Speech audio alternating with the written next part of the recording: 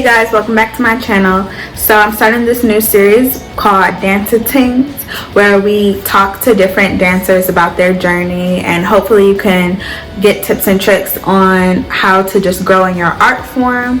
Today we're talking with Karenna Versalovic, and she's going to talk about her journey from being a dancer to a tricker. Go ahead and like and subscribe. If you have comments or suggestions on how I can make these videos better, or just information you want to learn about the dance community, please go ahead and comment below. Thanks. I've always wanted to do something like this, or see something like this, where you can see dancers not only dance and do workout videos, but talk about their journey and what steps they took and things that they learned or things they wish they knew. So hopefully this can be just something for younger movers who were like me, who didn't really have a lot of resources or didn't know where to go. Even now I'm I don't know what to do. So just giving diverse perspectives of different movers and So the first question is, what has been your movement journey? Okay, so I would say my movement journey starts in kindergarten when I, in elementary school, just started taking gymnastics classes and just after school gymnastics, and fell super in love with it. So yeah, 4th, 5th, 6th, 7th grade were pretty gymnastics heavy. That was just love just exploring what different things I can do with my body. I was you go upside down, what is this? Also, as much as I loved it, I didn't really understand, I had my coaches were pretty intense, and if I was scared, it was work through it, just figure it out. And you're gymnastics is, it's so cool everything you're doing, but it's also there's a lot of right and wrongs, and I just would have a lot of breakdowns. 7th grade, basically I quit gymnastics, and then I started dancing. So basically what happened was, in 7th grade, I wanted to take dance at my school.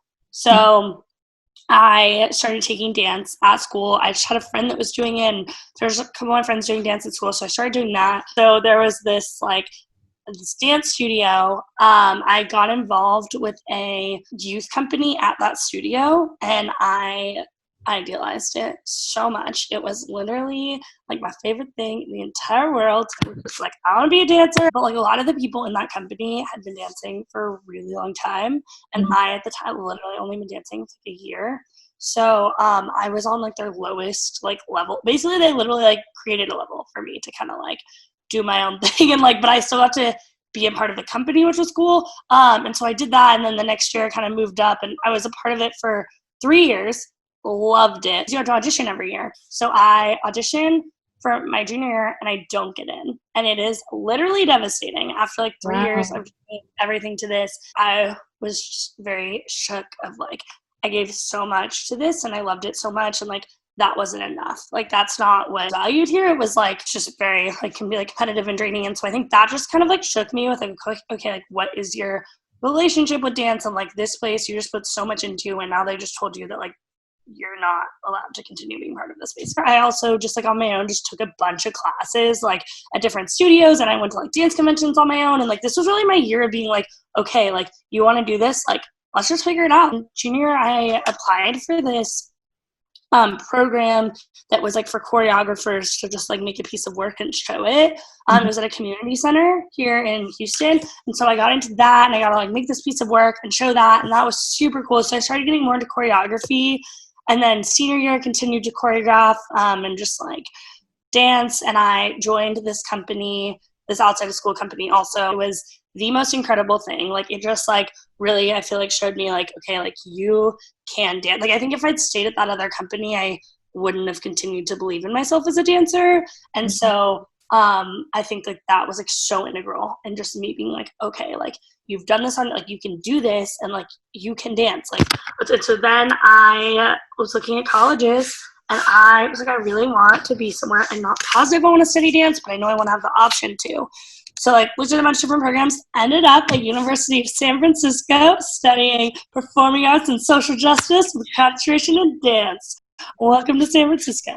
And got to dance with Danielle Smith, which was amazing. And yeah, just that's where I really grew as an artist, and along with being a dancer. I think the community aspect of it was so incredible for me at USF, and technique classes would combine with the like just, you know, going to a like jail to work with the people inside, or going to teach dance in schools, or like just like the way that there was also constantly thinking about like the ways that dance can like move past the dance studio.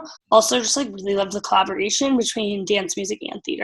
And kind of in college, I started to be like, okay, I'm very interested in this intersection of how can movement like be more accessible and like impact like people of like different abilities. And so my senior project came around, which if you're listening to this and did not go to USF, that's your project at the end of senior year. I decided to make a dance piece for people with and without disabilities, and I worked with Best Buddies to do that. And what I realized though in that was I loved what we created, and the product was incredible, but also just the process. The people like with disabilities in that piece that were like pushing me to keep going with it. And what, like John, like he would always just be like, okay, like what are we gonna wear? Like when's our costume? And I'd be like, I don't even know like what move we're gonna do, like now it's like, but then just like kept going and kept creating. And everyone's senior projects, like at some point when we would look at each other's and I was like, oh my God, like everyone's is like so perfect. And like, what am I creating? And then finally it was just like, okay, your piece is not perfect. And it has like, but that's like the beauty of it, is that you're putting something on stage that you're finding questions within just like ability and disability within this. And so I think like that release of just like, let your creation be what it is was really incredible. So yeah, so then graduated USF, moved home, and I started working for an organization in Houston called The River. It's musical theater for people with disabilities, and got involved there and taught dance. End up doing AmeriCorps Vista for the Art District on Santa Fe in Denver, Colorado. Moved to Denver, Colorado. Basically, I get there, and I'm thinking AmeriCorps is going to help me find community, and I'm like not in the best space. Like, don't really know many people in Denver. I'm like, okay, I'm the first and only employee, it turns out. So I'm like, okay, I have no coworkers. And like AmeriCorps, I did Vista, which is capacity building. So there's not a ton of like community through that. So it's like, all right, so like gotta figure this out. So like have my first like basically 9-to-5 desk job. It was very like administrative. So basically, I don't know if you guys are familiar with ClassPass. Like ClassPass is just like this thing that lets you take all these fitness classes in different studios. So I was doing their free month trial. So I just took like a month to like take different classes. So every night I would just take like a random class, like a lot of dance stuff, and then some like kickboxing or like whatever I could find. So one night I go to Apex Parkour to take an aerial class, and I'm there trying to figure out aerial, and I look over, and there's this guy doing this insane movement form, and I was like, what is that? I want to learn that. So I go up to him, and he was like, this is called tricking. And wait, before you continue, can you just explain, like, what is tricking? So tricking is martial arts, and so it has a strong emphasis in martial arts, flipping, twisting, kicking. It's essentially like any movement that is done on a solid ground. Take like parkour and like the creativity and freeformness of it and put it on a floor, and you have tricking. Like essentially anything is tricking as long as it's done on a solid floor. Like tumbling for gymnastics, like a dancer team like is tricking. It's just like there's also like tricking like moves and more like traditional like tricking combos. It's really just like a super creative freeform world where like yes, you're doing a lot of like flipping and kicking and twisting, but also just like, whoa, can my body do this? And then can I go into this? And like, it's about like, also there's a big emphasis on like the momentum flowing. So things are usually done in combinations. So it's like, I trick to my right. So it's like trying to figure out like what movements can be done in that direction and how to keep that momentum continuing. And it is an international community.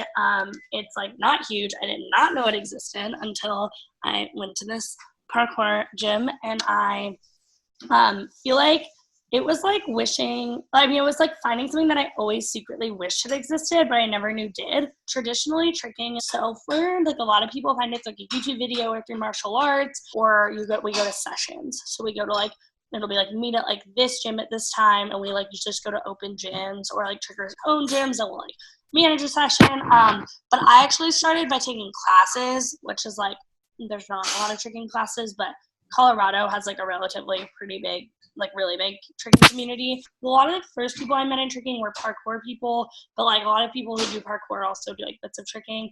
And then slowly I started to go to sessions, and then I went to my first gathering, which we have these things called gatherings where we take over a gym for a weekend and literally sleep in the gym and just trick and do flips all weekend. There was such a deep community to it. Like, it just has such an intense like community aspect of like, oh, like this person, and like so many like trickers have stories of just like going to like visit places and like not like literally just people are like they're staying with trickers the entire time, and like people like open up their homes because I mean you like hang out with them too, and so it's a very deep like community aspect. As much as I like freak out that I didn't find tricking until I was 23, I also am like so thankful because now I just feel like I've really like come to this conclusion that like what I am passionate is making movement accessible. Sounds really special. Is there like any advice you would give someone who's like, oh, I might want to try to start looking into tricking? Yeah, so, okay, I will just first say if you are a woman thinking about getting into tricking, you should 10,000% do it, but I feel like it's important to name that, like, it's like one thing for me that has been something I've had to work on. It is very male dominated, and so if you're a woman and you're getting into tricking and you don't see a lot of other women, they're there. They might not be on the floor, they might not be like, but like there are like women in tricking, and like I think for me it's been like I've had like 3 incredible women tricking friends in Denver that have like fought and like been like doing it. And so like that was, but they've been tricking for like 5 years, so it was like I was very lucky to like have people who are like, hey, like we've been there, like but yeah, in terms of just like getting started with tricking, there's so many routes and so many ways, so I feel like whichever way is available to you is amazing and perfect. And so like I mean those ways range from like just watching YouTube videos and like going to a field and like doing, that's what I've been doing in quarantine, of just like self, like I've been self-training right now, which has been a very important and cool part of my journey. There's a really awesome resource called Kojo's Trick Lab that I would definitely recommend to people getting started in tricking. But it's like basically this resource of this guy that learned tricking like literally just like on gravel, and like literally has videos of him like tricking in his library. It like ranges from everything from like tricking videos to conditioning to flexibility, nutrition. It's like that's super helpful. There's a tricking Facebook page for like trickers to kind of connect with each other that's like for trickers all over the world. So there's not like tricking gyms really.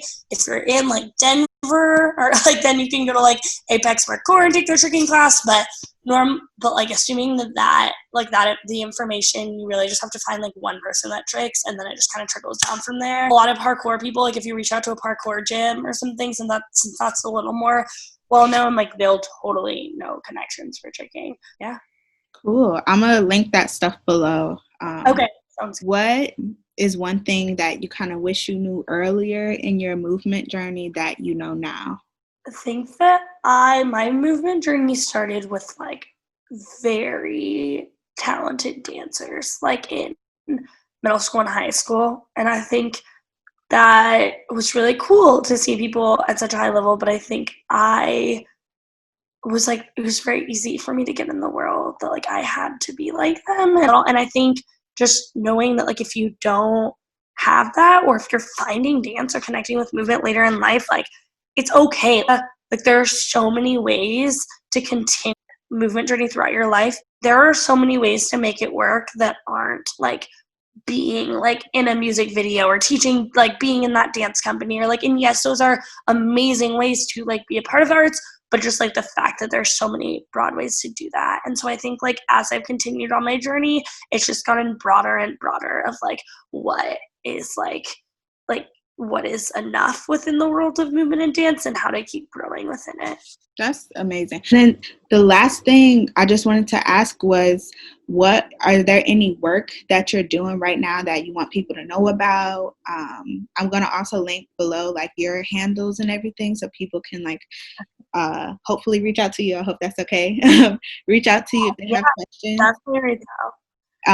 But like, is there any work that you're doing right now? So I am teaching dance classes virtually to people with disabilities through the art district I work for. I had an art gallery for people with disabilities, and they've been kind of expanding during this time to offer movement as well. And so that's been super awesome. I mean, I'm moving to Philadelphia as my next steps in July to teach dance in a Title I school as a part of a program that's called Artist Year, that's working to close the arts education gap. But definitely reach out to me if you're interested in anything. And I feel like, I mean, I would just love to like talk and work with like anyone who's interested or related, or like anything I said like made sense to them in any sort of way. Well, thank you so much for doing this. It was a lot of fun.